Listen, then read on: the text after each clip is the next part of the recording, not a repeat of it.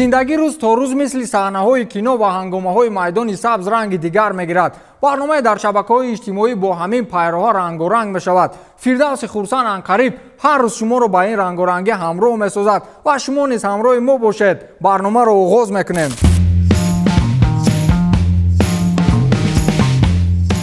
پدر در فینال این چی معنی دارد؟ نیمار بعد بازی هنگاموی و تاریخی دسته PSG احساسات خود را در صفحه اینستاگرامش چنین بیان نموده است: پایتن فینال، یعنی فاز این فینال یا دیگر پدر در فینال. خلاص این گپ یگان چیز هنگاموی غیر از همون استکان دست نیمار ندارد که در آن استکان ردبول نوشته شده است. از یک جهت این ترغیب شرکت ردبول است، از جانب دیگر تحقیر هم می شود. دسته لیپزیگ را شرکت ردبول سرپرستی می کند. اکنون شرکت نفهمید که نیمار آنها را ترغیب کرده است یا تنقید. دسته PSG به یگان مشکلی دسته لیپزیگ و سرمربی 33 ساله یولیان ناگلزمن را از دوره نیم نهایی لیگ چمپیونها بیرون ساخت. اگر لیون باواریا را زند، من PSG را پیشکی چمپیون اعلان میکنم. اگر باواریا گذرد، نمیدونم.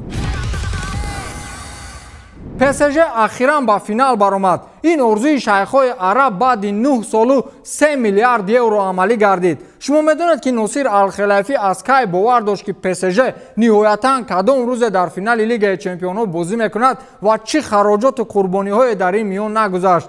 PSG بیچاره 4 مرتبه از دور یک چهارنهایی و 3 مرتبه دیگر از دور یک هشت‌نهایی در زمان حکمرانی عرب‌ها در PSG بیرون شده بودند که در این مدت با 4 سرمربی از قبیل کارلو آنچلوتی، لوران بلان، اونای امری و اینک با توماس توخل باور نمودند. غیر از این در این مدت شیخ‌ها 1.2 میلیارد برای ترانسفر صرف کردند و 2 میلیارد دیگر برای معاش فوتبال بازان. از همه ترانسفرهای قیمتشان با نرخ 222 میلیون یورو آوردن نیمار و 145 میلیون دیگر را به امباپه داده بودند. خلاص این نتیجه همون خراجات است که امروز PSG به یک دسته دنیاگیر تبدیل یافته است. ناصر الخلافی بعد این قدر خراجات انتظاری اکنون با فکر شما چه احساسات دارد؟ او در حال نوشته است که این شام تاریخی بود. ما برای اولین بار به فینال برآمدیم و فوتبال بازان بازی نوتکرار نشان دادند. ما روزهای سنگین را پشت سر ساختیم و اکنون در فینال بازی میکنیم. امیدوارم که این آخرین بازیگزاری زیبای نیست که بچه‌ها نشان دادند. ما رشد میکنیم و پیش میرویم. من نمیدونم دیگر چی گویم، گفته است ناصر الخلافی، سرپرست و پرزیدنت باشگاه دسته PSG. محترم ناصر اکا، غم نخورید، پول باشد همش میشود.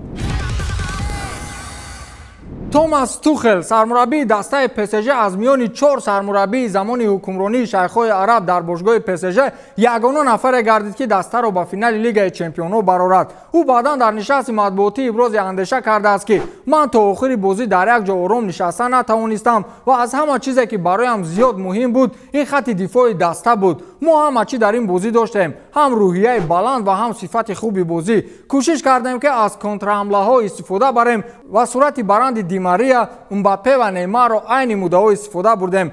ما میدونم که مخلصان با ما هستند و باور میکنن که این دسته حقیقی است، گفته است توماس توخل. جناب توماس توخل، شما الکی به خزینه مقدسات دسته پاریژی وارد شدید. آنها شما را هیچگاه فراموش نمیکنند.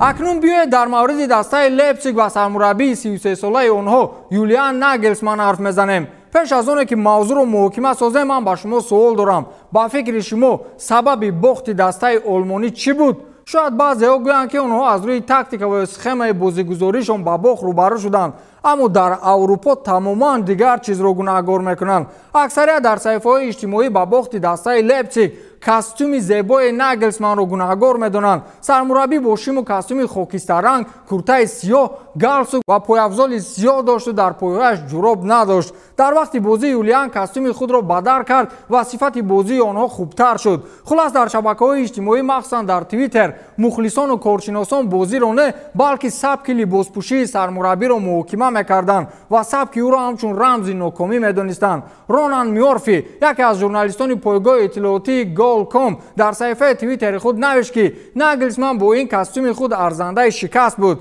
همچنین میگل دیلینی، ژورنالیست رسانه اطلاعاتی The Independent، با اندیشه دیگران راضی شدن نوشته است که منطق اون است که اگر مربی وقتی بازی لباس نهایت دلکش بپوشد، برای دستش دیگر چیز دیگر لازم نیست. برای آنها جشن این خود آمدن تا همین جاست. اثبات دیگر این است: باشیم پاچیتینو در فینال پرسوله لیگ قهرمانان نگرید.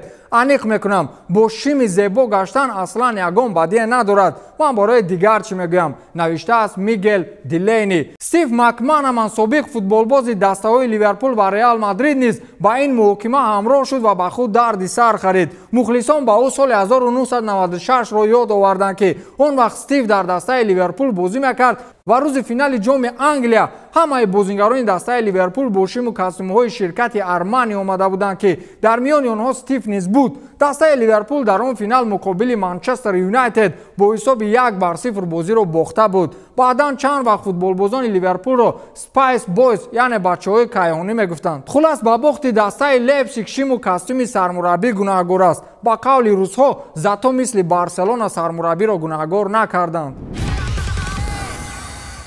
директори варзишии дастаи Лейпциг Маркус Креше бохти дастаашонро чунин шарҳ дод: ПСЖ дар муқобили мо беҳтарин бозиро нишон дод. нокомӣ дар ин бозӣ моро дунболагир сохт ва мо бозиро кам идора мекардем. аммо мо аз бозиҳои имсолаи даста розӣ ҳастем. мо то даври нимниҳоии Лигаи Чемпионҳо баромадем ва кӯшиш мекунем ки аз ин ҳам муваффақиятҳои бузургтарро ноил бошем, гуфтааст Маркус Креше. рости гапро гӯям, ман ба ҳамин дастаи Лейпциг қоил. дастае ки таърихи 11-сола дорад, дастаҳои таърихи як асра доштаро дар Лигаи Чемпионҳо шикаст дод. ягон кас он гапи дигар дорад? ниҳоятан ҳамаи гапу овозаҳо ҳақиқати худро ёфт. жозе Бартомеу аз минбари баланд ба ҳамаи бадхоҳону мухлисону журналистон гуфт ки мавсими оянда дастаро Роналд Куман мураббигӣ мекунад. ӯ дар нишасти матбуотии охиринаш гуфт ки агар ягон ҳодисае рух надиҳад, пас ин мавсим дастаро Роналд Куман сармураббигӣ мекунад. мо аллакай аз андешаву нақшаҳои ӯ дар ин маврид огаҳ шудем. аллакай тасаввур кунед ки Куман сармураббии мост, гуфтааст Жозе Бартомеу. кӯ бинем Куман биёяд боз чӣ гап мешавад? дар ҳамин нишасти матбуотӣ президенти Барселона мавзӯи Мессиро низ муҳокима кард. расонаҳои иттилоотӣ чанд рӯзи охир дар мавриди трансфери бозингари сайёраи дигар ҳарф мезаданд. ниҳоятан Жозе Бартомеу тақдири Мессиро дар даста ҳал кард. ман ба Роналд Куман дар мавриди Месси ҳарф задам. ӯ гуфт ки Месси ҳамчун бозигари калидӣ дар лоиҳаи ӯ қарор дорад ва намехоҳад ки Месси аз даста равад. ман шахсан бо Месси ва падари ӯ зуд дар робита ҳастам. ӯ бозингари рақами 1 дунёст. ягон шубҳае вуҷуд надорад ки дар дастаи нави Барселона Месси набошад, гуфтааст Жозе Бартомеу. Месси бозингари рақами 1 дунё бошад, пас Роналду ки аст? ба ҳамин тамом. то дидори навбатӣ, хайр.